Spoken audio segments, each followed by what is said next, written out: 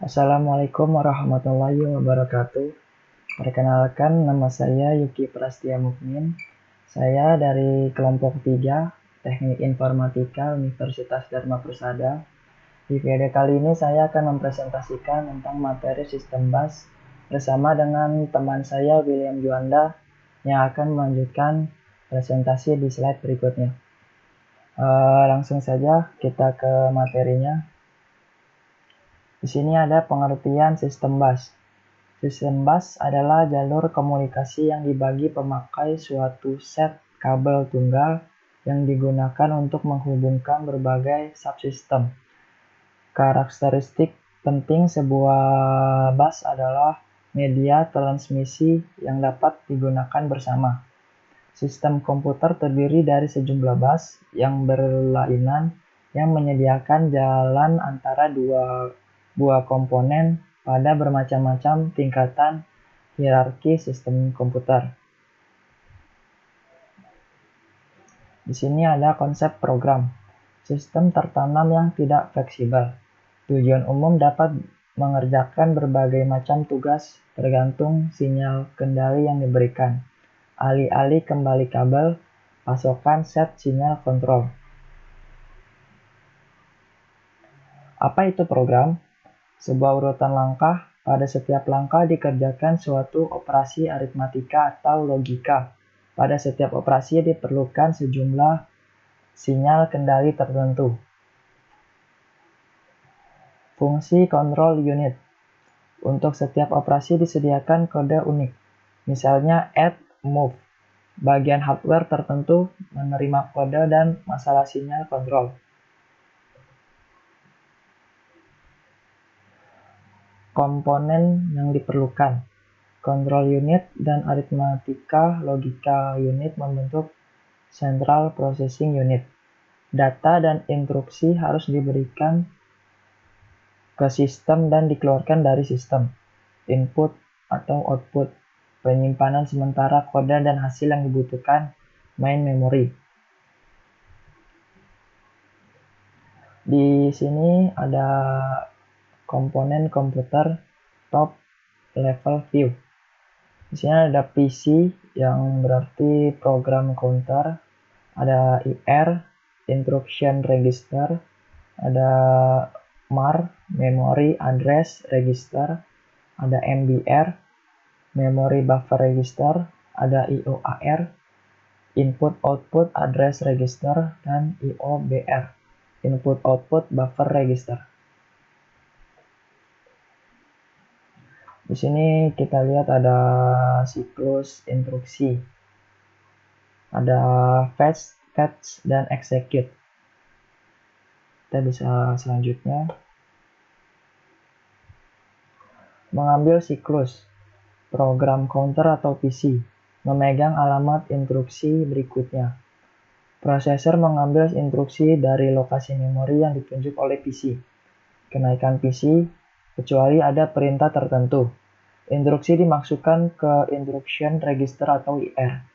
Prosesor menafsirkan instruksi dan melakukan tindakan yang diperlukan. Jalankan siklus. Prosesor memori transfer data antara CPU dan memori utama. Prosesor I/O transfer data antara CPU dan I/O modul. Pengolahan data, beberapa aritmatika atau operasi logika pada data. Kontrol, perubahan urutan operasi, misalnya melompat, kombinasi di atas. Di sini ada contoh eksekusi program. Bisa kita lihat di sini ada gambarnya ya. Kita bisa melanjut ke slide berikutnya. Di sini juga ada gambar diagram keadaan siklus instruksi. Di sini ada instruction fetch, instruction operation decoding. Di sini ada operand fetch, ada operand address calculation, ada data operation, ada operand store, ada operand address calculation, dan ada instruction address calculation.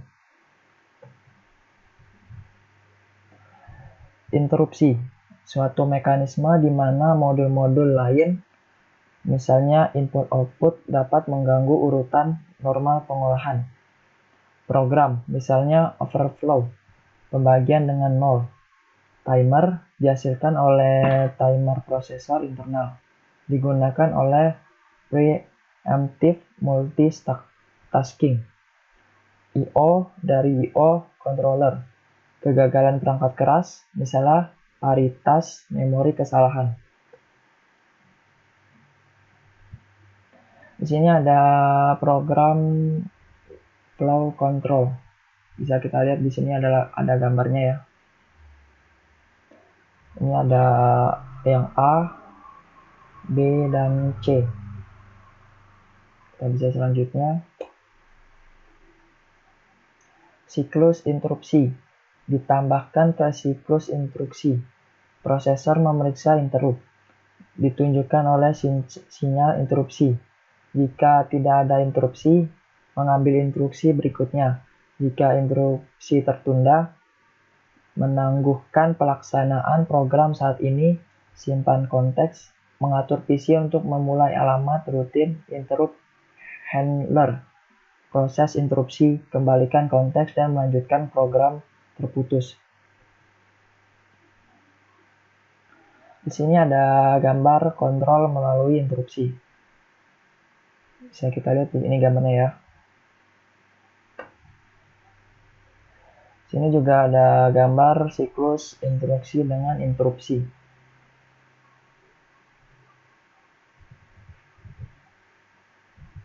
Ada juga gambar program timing long dan program timing short. Ini gambarnya. Ada juga gambar diagram keadaan siklus interupsi dengan interrupt.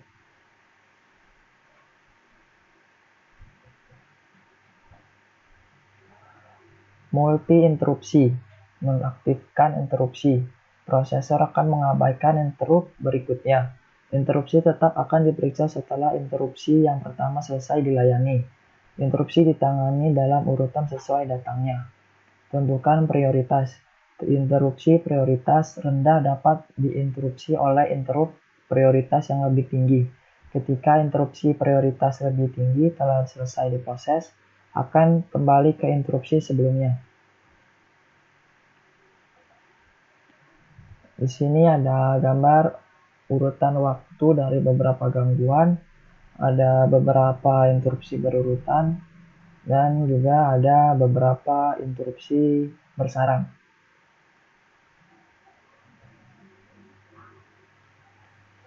Sambungan. Semua unit harus tersambung. Berbagai jenis koneksi untuk berbagai jenis unit. Memori, input-output, dan CPU. Dan di sini ada gambar modul komputer. Sekian presentasi dari saya. Di slide berikutnya akan dilanjutkan oleh teman saya, William Juanda. Terima kasih.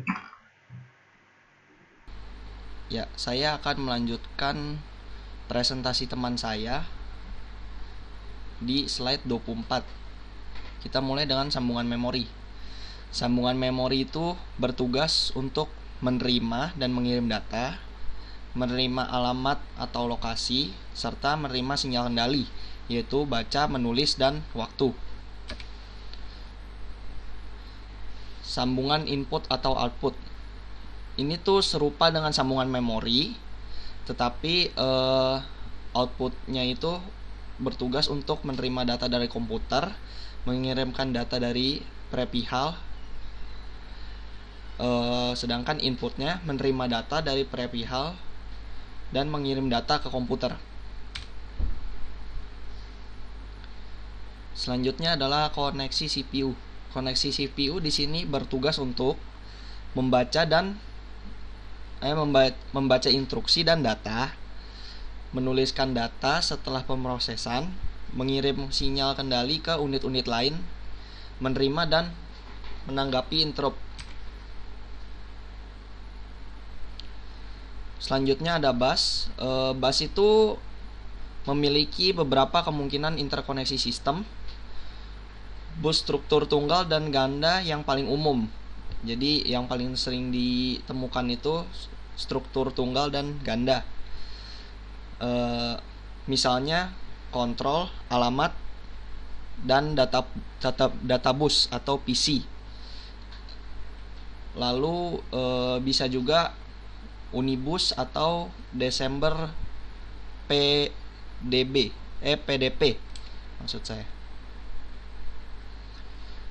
Nah, apa sih itu bus? Bus itu adalah jalur komunikasi yang menghubungkan beberapa device. Jadi dia itu semacam penghubung untuk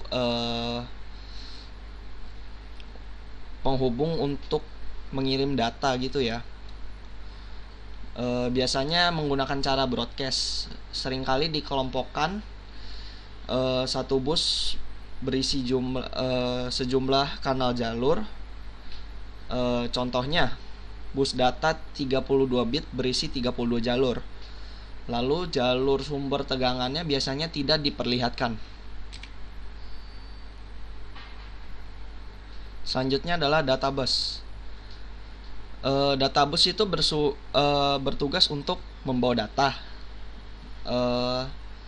Dan perbedaan di antara data dan instruksi pada tingkat ini tidak ada. Maksudnya ya jadi sama aja. Lalu lebar merupakan penentu utama kinerja. Itu biasanya di 8, 16, 32 dan 64 bit.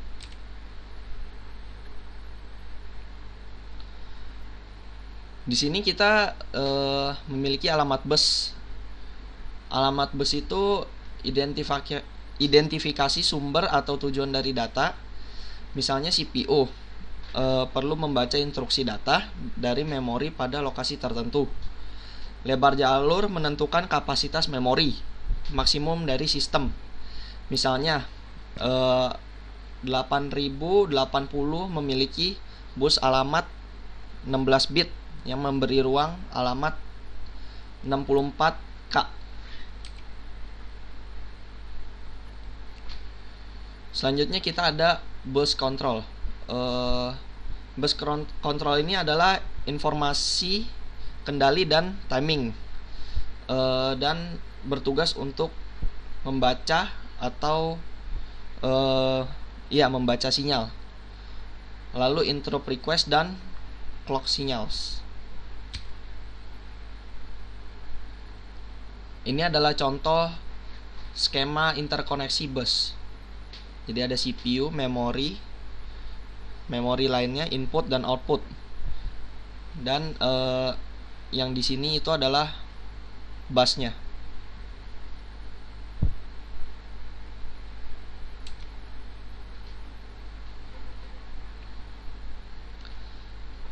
Yang besar dan kuning ini di sini maksudnya adalah yang terlihat seperti bus, yaitu garis paralel pada papan sirkuit, pita kabel, jalur konektor pada papan ibu, misalnya PCI atau set kabel.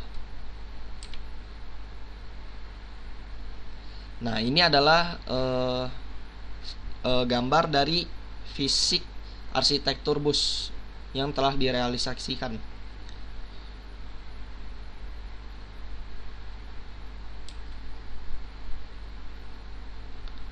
Nah, kita lanjut ke masalah pada bus tunggal.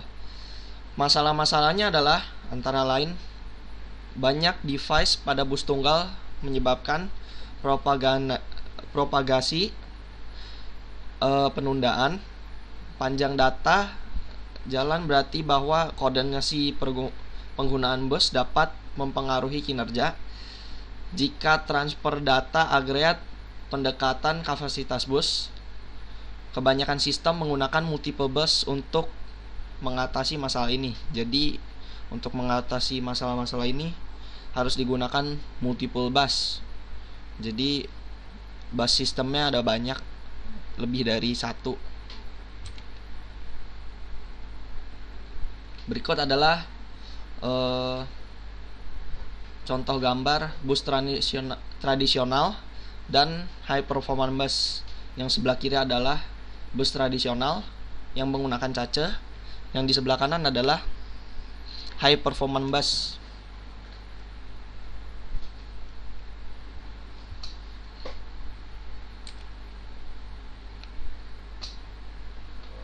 Berikut adalah jenis-jenis bus. Jenis bus berikut adalah dedicated, pisahkan data dan baris alamat, multiplexing bersama baris, alamat garis kontrol valid atau data yang valid, keuntungan jalur sedikit, kekurangan, lebih kompleks kontrol, dan ultimate kinerja.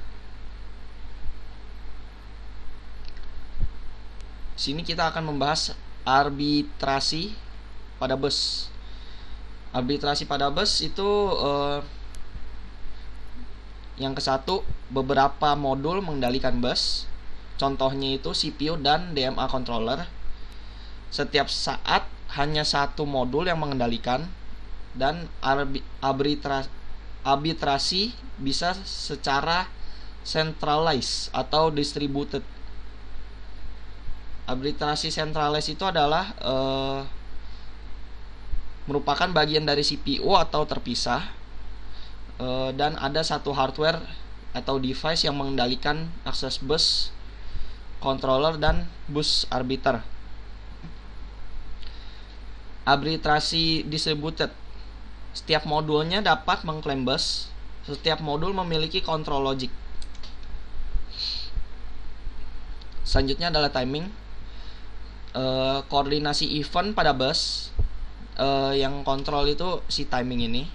Synchronous event bisa ditentukan oleh sinyal clock, control bus termasuk jalur clock, siklus bus atau bus cycle, transmisi transmisi 1 ke 0.